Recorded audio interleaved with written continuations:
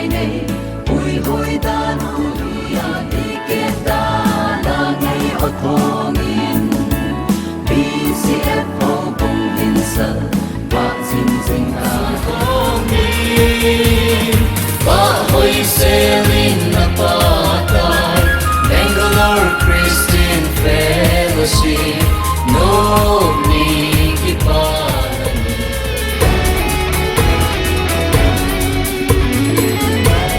apa silung lai gane mo